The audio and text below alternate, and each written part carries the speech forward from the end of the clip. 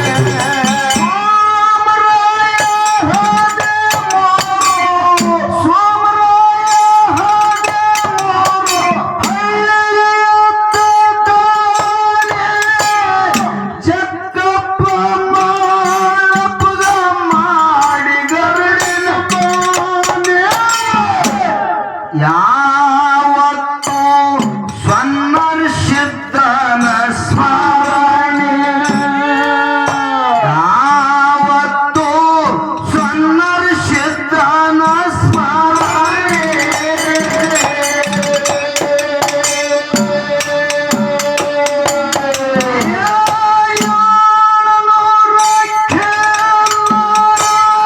ಎಚ್ಚರಲೆ ಮೈಸ್ತಿದರು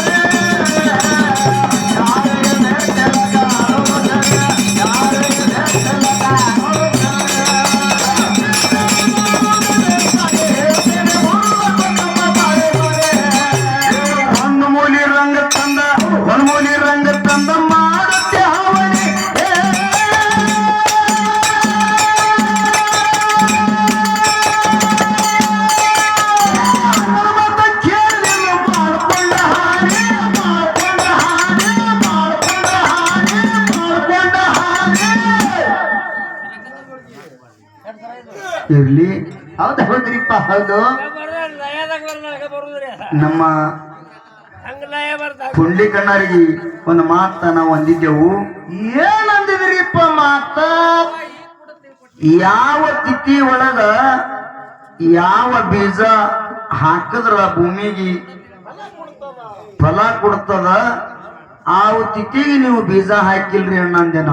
ಹೌದು ಹೌದ್ರಿಯಪ್ಪ ಹೌದು.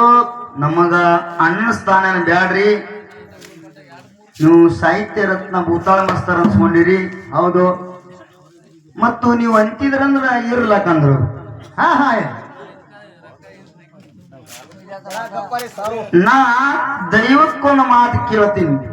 ಏನ್ ಕೇಳ್ತೀರಿಪ್ಪ ದೈವಕ್ಕೆ ಮಾತ?